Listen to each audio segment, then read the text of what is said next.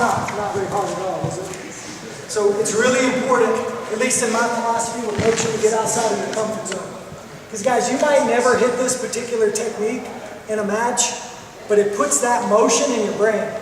And you never know when you're going to get the right feeling that's going to come out. Guys giving you crazy pressure, and you're like, oh, I remember that crazy coach who ran around and yelled and screamed. He said, well, get pressure, maybe outside step. And it starts working for you. I'm going to talk real quick about one of the things I think that's missing in wrestling. We're all like, you guys are crazy, right? You know that, right? What's the date today? I don't know. Is it the 19th? Is today the 19th? It's August the 19th, and you guys are in the wrestling room in the middle of nowhere in Iowa, trying to get better.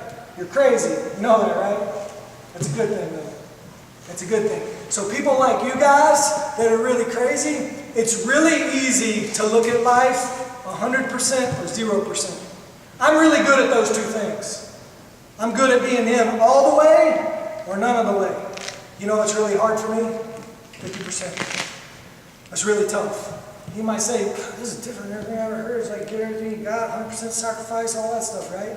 Well, here's the trick, guys. Yes, it's 100% of physical sacrifice. 100%. Give everything you got. Don't make wrestling a disease. You say, what do you mean by that? Make it a disease. One of the things I think that's plaguing our society, it's called narcissism. I am the center of the universe. Whatever happens in my life is the most important thing. Because we have so many things around us that give us that satisfaction, right? Whatever my opinion is, whether it's right, wrong, or indifferent, I can put it out there. People will like it or not like it. Comment on it, not comment on it. Anything. I'm eating whatever I eat for lunch. I can take a picture of it, show the whole world what I'm eating for lunch, right? All that creates a sense of, I am the center of the universe. What I do is the most important thing. So what happens is, everything you start doing becomes life or death. There's 7 billion people on Earth. 7 billion people. That is such a ridiculously big number. Your wrestling career, your win-loss record, it doesn't affect very many people. It doesn't.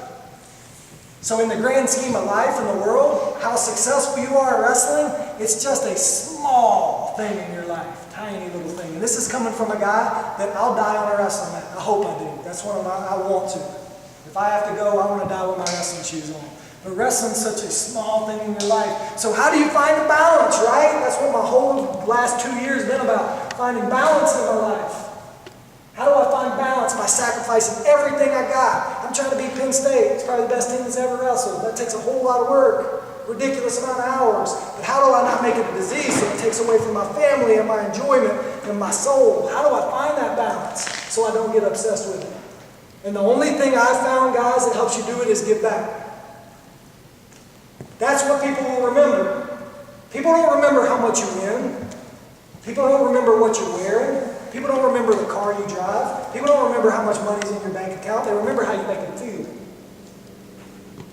That's what people, if you don't believe me, think about your best friend in the world. Best friend in the world. Like, I love this dude. I'd die for him. Might even be your brother or sister, mom or dad. What'd they wear last Tuesday? I don't have a clue. I have no idea what they wore last Tuesday, right? But how they make you feel on day-to-day interactions, you can remember something that happened 10 years ago. You'll remember stuff that happened 30 years ago when you're old enough. So how do you guys that are driven, motivated to be the best wrestler in the world, keep balance, give back, help the people that are around you? And then it's my belief when you help other people around you guys, it comes back to you. It's going to come back to you and it's going to make you better too. So you might could even look at it from a selfish standpoint, right? Then I think it defeats the purpose. But your practice partners, your buddies, the people you're getting better with, they're not going to remember how good you are at wrestling. When you get back with them 20 years from now, you're not going to talk about the people you beat. You'll talk about the crazy workouts you did. Man, you got me over the hump. I was having a bad day. All that stuff. That's the most important thing. And that's how you can make a big jump, not only in your wrestling career, but also your personal life. So stay hungry, stay driven, push yourself to a crazy limit, but also find balance. One of the people I love the most on the planet is my head coach, my boss, Doug Schwab. And this year, he's made, just a ridiculously big impression on me. He just had 2 twins. Like, I can't imagine the amount of work that takes. The amount of work that you have to put in to have these 2 little babies that depend on you for everything. Everything you do, they're going to die or they're not going to make it. And I would see that dude come in and he's like, Walking Dead zombie coming into the locker room because he probably got 30 minutes of sleep in the last 19 weeks. And dude, he is so driven and focused that he'll give himself one of these and slam a Mountain Dew and go work out with Max Thompson for 2.5 hours, get him better.